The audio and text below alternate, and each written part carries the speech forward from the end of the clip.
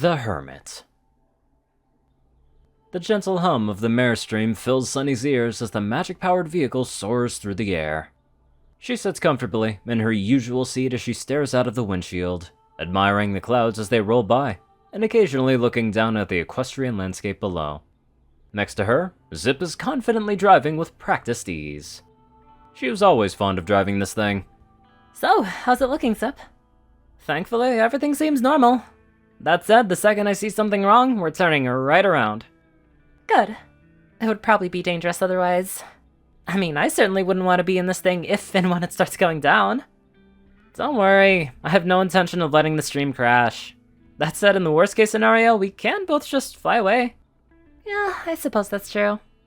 Sunny begins digging through her saddlebag for the map that she brought with her. She and Zip departed from the Bright House on the Mare Stream to test one of Zip's theories. Specifically, Zip wants to know if the Unity crystals have a limited range.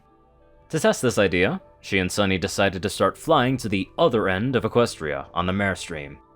If at any point the Mare Stream started losing power, they would know that the magic does indeed only reach so far from Maritime Bay. If not, well, they'll get to see the other side of Equestria. Thankfully for them, the Mare Stream is pretty quick, and they can get to the other side of the continent and back within about 2 days.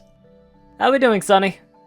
It's hard to tell exactly, especially since the GPS on our cells won't reach this far away from civilization, but I think we're entering the airspace above the Everfree Forest.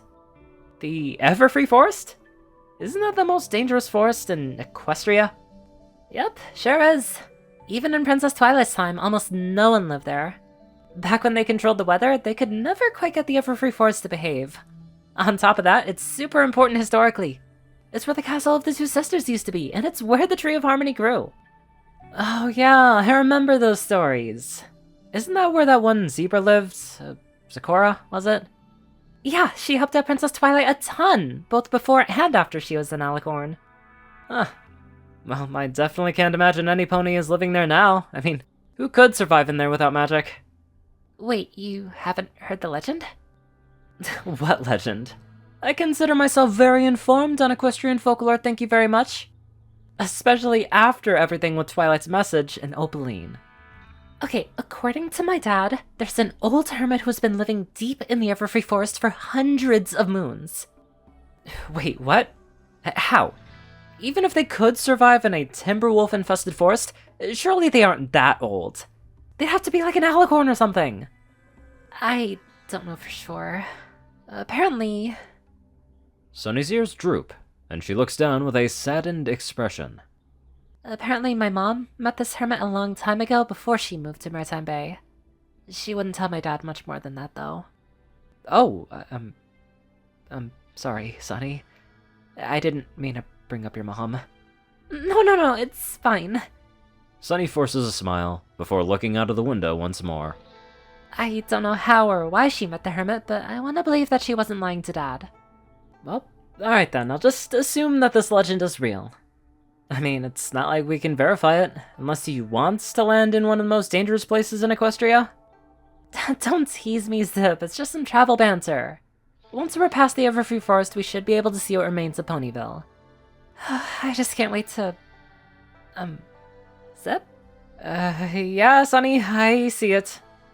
In front of them, Sunny's lantern, which is typically filled with Prisby magic and powers the Mare Stream, is beginning to flicker. The rainbow inside appears solid, but it's slowly losing its color and consistency. Okay, I guess this is the range. Let's make a U-turn before something bad happens. Yeah, good idea. This would be the worst place for us to... All at once, the lantern turns off. The magical connection powering the Mare Stream is severed, and it begins to plummet incredibly fast. They weren't flying particularly high up, and there was only about 50 feet to go before they hit the tree line. Sunny, we gotta jump! I don't think we have enough time! Sure enough, only a couple of seconds later, the Mare Stream begins to scrape along the top of several trees, yanking limbs, branches, and everything in between with it as it soars through the foliage. Horrible cracking and crashing noises can be heard as the now flightless vehicle rips apart a small section of the Everfree Forest. Sunny and Zip hold on for dear life, the Mare Stream entering a clearing and crashing to the ground with a loud thud. Sunny stumbles to the floor upon impact, hitting her head in the process and instantly falling unconscious. Sunny! Sunny! What? Sunny slowly opens her eyes, barely making out the outline of Zip as she does so. Her head is pounding, and she's fairly certain she hurt one of her legs. She's on her back on the cool floor of the Mairstream, with Zip looking down at her with a frightened expression. The lack of sunlight makes her realize that she's been out for a while. Oh, Sunny, thank goodness! Zip hugs Sunny before quickly backing away, a faint blush visible on her cheeks. Sorry. How you feeling? Sunny groans as she sits up. She places a hoof on her head, which is still pounding. She tries to stand, but finds that her right hind leg has been sprained. It's obviously swollen, and though she's still technically able to stand, getting around isn't easy. I've been better. Where are we? And what happened? I think we found how far the Unity crystals go. I didn't expect the magic to go out all of a sudden like that, but, we're in a clearing in the ever-free forest. Zip looks out of the windshield anxiously, though Sunny fails to see what has her so frightened. Zip isn't one to scare easily, after all. But what? Well, while you were out, I tried to see where exactly we are. Sure enough, we have no magic here. I can't fly, and I certainly wasn't going to wander into the forest and leave you alone here. You were out all day, and once the sun sets, well, I think you can see the problem. I'm not sure I can. What's wrong out there?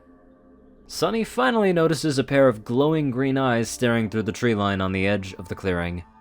Then she notices another pair, and another. Sure enough, there are dozens of eyes watching them from the darkness, the creatures they belong to shrouded in shadow. What are those? Timberwolves? One already had a go at me. Zip lifts a wing, revealing nasty-looking scratch marks. It isn't bleeding, but that's only due to the scabs that have already formed over it. Apparently, she really was out for a while.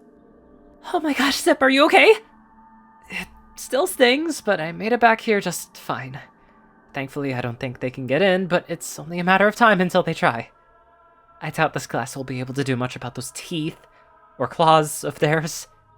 So, what do we do? I've been trying to figure that one out for the past couple of hours. Unless we can find a way to power the Mairstream again, we're stuck here.